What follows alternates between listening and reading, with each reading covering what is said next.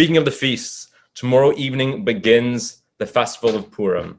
It's one of the minor feasts, as it is not mentioned in the books of Moses, but it is mentioned in the Bible. The origins of Purim are found in the books of Esther, and it's one of for a lot of people of every age, but especially children. It's one of our favorites. Growing up is definitely one of my favorites. And to help us get to know this wonderful story, we have a special guest. I don't know if they are just ready to go live, so I might just. Hello. Oh, the guest is ready. Anybody out there? Please give a warm digital welcome to one of the key characters of the Festival of Purim from the Book of Esther, Mordecai himself. Mordecai, welcome. Oh, what is going on here? I don't understand. How are you handling the winter here in Canada? Oi. Well, without further ado, I don't understand. Back where I'm from, we get some winter, but not like this. Well, hey, thank you for putting up with the winter and tuning in and being with us tonight. I have some questions. I'd love to unpack some of your own journey. I've read through the historical book of Esther, and I noticed as I was reading that excuse me, how do you know Esther? She's my cousin. Right. Your story is recorded in the Bible, actually. Bible? It's beautiful. What's the Bible? Mordecai, you should register for Unleashing the Old Testament. It will take you through the whole story. Old Testament. I don't like the sound of that. Mordecai, my understanding is your cousin Esther was an orphan, and you took her under your wing. You raised her as your own, and then she ends up being taken by the king. What was it like? No, not taken. She won a beauty contest. It was my idea. What was it emotionally like for you? I can only imagine what it's like to have a child go off to shul for the first time. What's it like? What was it like for you to have to kind of let go of being able to take care of that? What's your name again? My name is Daniel. Daniel, like the great Jewish prophet of Persia. Oh. Literally for him. Okay. I'm finding this very, very emotional because we're all getting ready to celebrate this story, and you want me. I don't even know how this stuff works, but let me think here. Okay, so what happened was the king of Persia. You know Persia. I've read about it. Yeah, I think they call it Iran. I don't know where Iran, but that's what they call it. So in Persia, there was this king. We called him Ahasuerus. I think in this thing, what you call Bible, some Bibles, they have Xerxes with an X. It's very strange to me, but it's Ahasuerus. It's easy to say. And so he had a queen. Her name was Vashti. And he asked Vashti to come and show off her beauty to all his friends. He was having this banquet that lasted like forever. And she didn't want to come. She actually said no. It was a scandal. So they got rid of her. She was deposed. Kaput. And eventually he wanted another queen. So they decided to have something, you call it a beauty contest, to check out all the beautiful maidens in the kingdom. And so I had an idea that her name, in Hebrew, his name's Hadassah, but you're known as Esther. And so she enrolled in this contest, and wouldn't you know it, she won. So I said, it was my idea. Like, she couldn't live, was I supposed to take care of her my whole life? Like, I'm old. I'm way older now, but I was pretty old back then too. Fair enough. Now, did she let her identity be known as to? Are you kidding? That she would never been. I don't think she'd ever be taken by the king if he knew that she was Jewish. I said, shh, don't tell anybody. I won't tell anybody. No, you could tell. She wasn't supposed to tell. I appreciate that. We're past that stage already. We're going back.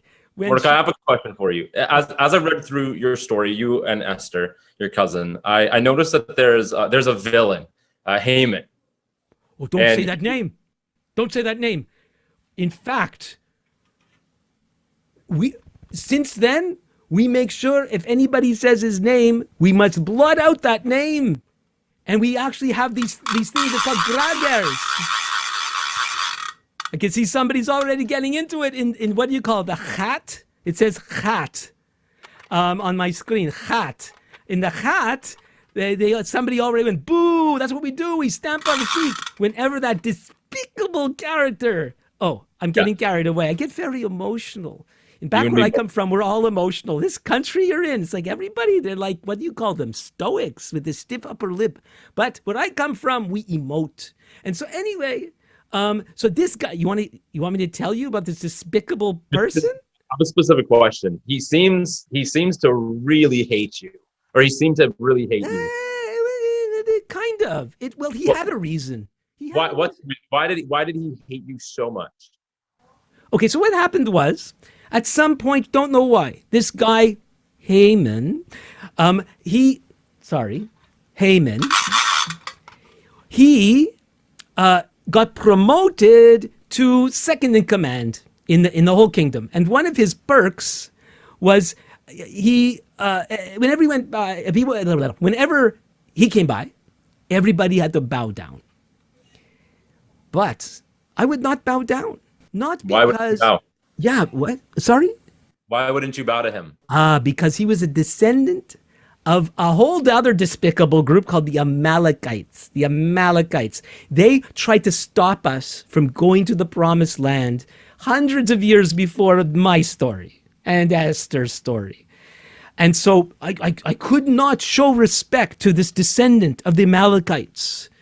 But it made him so angry that not only did he want to get rid of me, he went to the king and said, without telling him why, because that's how some of these political types work. Have you ever met political types, Danielle? But a few Yeah, characters. you know how they could be sometimes. And so he goes and he says, there's a people out there, they don't obey your laws. They're different. And we can't allow anybody who's different. I don't know if he talked like that. I wasn't there for the conversation. But and he told him, let's make a law.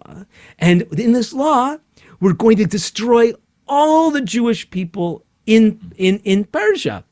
And they settled on a date by it was dice or lots or this sort of thing. And the word for one of these is a pur.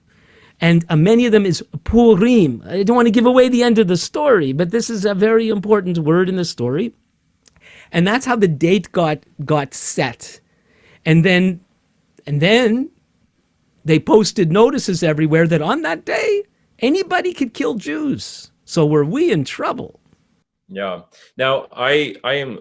That's extremely traumatic to hear and to experience. But I'm understanding is that the name that shall not be named, that he had one plan for all the Jewish people, but he had a specific nefarious plan for how to hurt you. Oh, What was God, that? yeah, because things have to get worse before they get better, and so he's got his plots and his plans to do this thing, and I hear about it.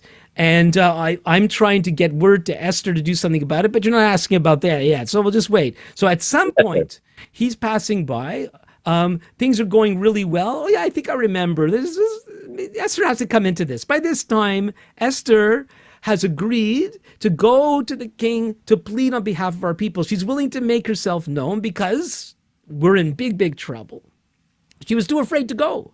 Because you have to be summoned to the king. And when you appear in his court, if he doesn't hold out his scepter, I almost call it his magic scepter. I think it was magic. If he has to hold out his scepter, and if he doesn't hold out his scepter, you're dead meat. And so Esther was afraid to go. I don't blame the poor kid, of course. Many people would be. But anyway, I pressed upon her that we're all gonna die, and they're gonna find out who you are eventually, and you're gonna be killed too. And if you don't help, God will help us some other way. So she goes. The king holds out his scepter, and she makes her request. You'll never guess what she asks for. You probably thought God, king, please save our people. No, come to a banquet. Hmm. So he agrees to go to the banquet, and who else is invited but that despicable guy? And so when he gets to go, and at the banquet, Esther asked them to come to a banquet the next day. They love to eat in Persia. There's a lot of places in the world they love to eat because the food must have been really, really good. And so Haman was so excited and happy about being part of this private banquet thing with the king and the queen. And he was so happy. But then he saw me on his way home, and he was so angry. Like, as you call that, triggered. I triggered him. Not with a gun. I triggered him. He had this emotional meltdown, I think you people call it. And so he goes home and he's all in a tizzy. And his wife said, "Hey, I got an idea for you, hubby." Something like that. It was in Persian they were talking. And I'm translating as best I can, and people like you, Danielle, can understand. And so she suggests, why don't you make this gigantic gallows, like high. I know it's some big thing, and hang that Mordecai, me, on the gallows. Oh, what a great idea! And so he goes off. This gets really good. I love this part. He ends up going to ask the king for permission to do the gallows to kill me. But in the meantime, the king had been trying to sleep. He couldn't sleep. And so he asked for his annals to be brought to him. I guess that's the best way to fall asleep, is to listen to your annals being read to you. You define what the annals are. It doesn't sound very nice. Annals, they're writings, like writings of historical matters. Don't you have a degree in history, Danielle? You know about annals. It's about me right now. It's about you, Mordecai. Okay. Annals. Anyway, so he discovers another story about me. Years before all this happened with Esther, I heard about a plot against the king and God's word to them, and they got rid of those bad guys. And then it was written in the annals. And so they're reading his annals, and he hears the story of me, and he goes, "Have I ever honored this Mordecai fellow?" They said, "No, king, you never did." What should I do? Who's out there that I could ask? And Haman was out there because he wanted to ask about me being hanged. And so he asked Haman to come in, and he says, "What should I do to honor the person the king wants to honor?" And Haman thinks it's himself. And so he says, "Get your best horse and a special ring and special clothes, and have somebody march him through the city saying, 'This is what's done to the person the king wants to honor.'" And so the king says to Haman, he says, "Great idea. Go do it for Mordecai." If there was music in this story, it'd be very, doo-doo kind of thing, And so off he goes, and he feels, this is not good. He goes home and remember the wife had the idea for the gallows? He goes home and tells her what happened. And she says, "Oh, if this is the way it's supposed to go, you're in big trouble, husband." Like, why didn't she think of that earlier? And off he goes to that other banquet. What was the question you were asking? Hey, you answered it and gave us a little more. It's fantastic. I get carried away. I don't often get to do this. Tell us. I want to back up a little bit, and how when Esther discovered, we'll back up quite a bit. When the announcement was made about the day that all the Jewish people would get killed, Esther, I believe I heard that Esther's servants found you. What were you doing when they found you? Is this a trick question? No, it's. I read about. They found me. They found as I lost.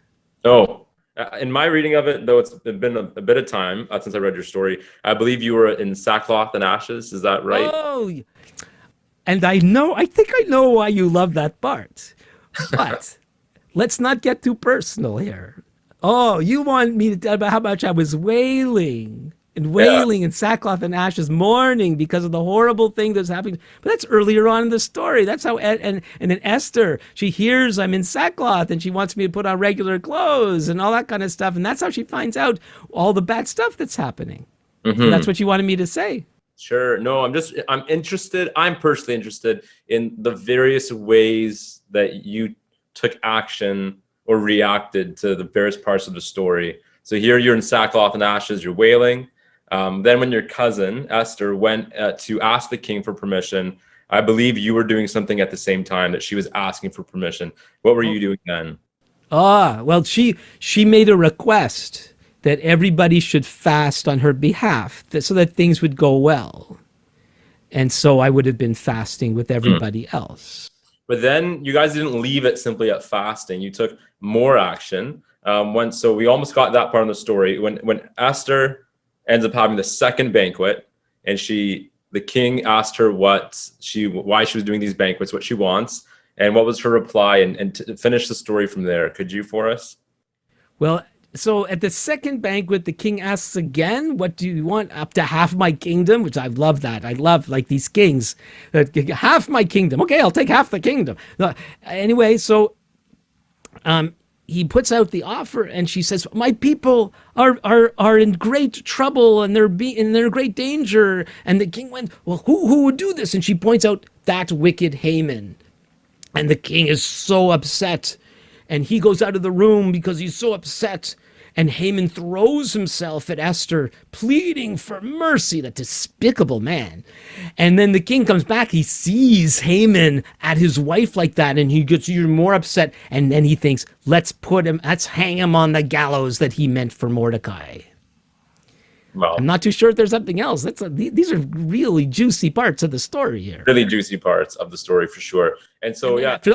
But then after that, we pleaded with the king to reverse the law that he made, that we should be killed on that day. But wouldn't you know it? And again, you know politics and that sort of thing. But in Persia at that time, when they made a law, it could not be revoked. It could not be taken back. Look, I don't understand the laws, these kind of laws. But they were allowed to make another law in addition to the first law. And so what they made a law, and Esther and I got to formulate this law, was that our people would be allowed to defend ourselves on that day. So the day that was meant for our destruction ended up becoming a great victory, to the point that many of the Persians became Jews because they Wow. saw that tables had turned, and we were able to, we won a great victory. And we decided, Esther and I again, to declare that on the day of Purim, which the day that was supposed to be for our destruction but became a day of victory, we were to celebrate every year by giving food to the poor and having a great and wonderful time. In fact, one of the traditions in the history of our people for Purim is to put on plays and to act out the story in different ways. And children, and not just children, will wear costumes. So every year, the most popular costume for boys is to become me, and you could figure out the rest for the girls who they Wow. like to be. Well, we're gonna let people ask questions in a few minutes. So before we get there, do you have one final anything you want to say? Well, there's one. I want to boast about my cousin Esther. It's not just because I brought her up. Hopefully, I had an influence, but the part of the story where she knew how dangerous it would be for her to face the king like she did.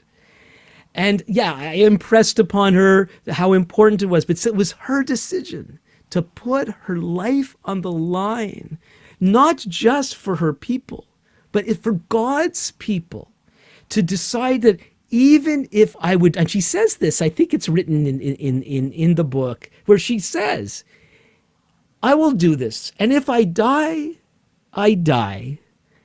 And it seems to me that in those scriptures, in our beloved writings, this is a principle that we need to be willing to do whatever God wants us to do, even if it means it means we might die. Most of the time, people don't die when they think they're going to die. Most of my life, I thought I was going to, I'm going to die. I'm going to die. I know a lot of people like that, and we don't end up dying. But we need to be able to face the most difficult of situations if we're actually going to make the kind of difference that God wants us to make in the world. And Esther is a great example of that. Thank you, Mordecai. Growing up, my dad told me your story vividly, and he would be so happy if he got the chance that I get right now to say on his behalf, on my behalf, on behalf of Jewish people throughout the centuries of time, thank you for your courage. Thank you for helping coach Esther in how to handle the situation, first discreetly and then with such courage, and being part of God's solution to the evil that almost destroyed her people. So if my dad could just have the opportunity to say thank you, I'm sure he would express his heart for you. So thank you so much for your time, and have a I'll great give him my regards. And Daniel, thank you for being such a gracious host. And may you be like the great Daniel of Persia. Thank you.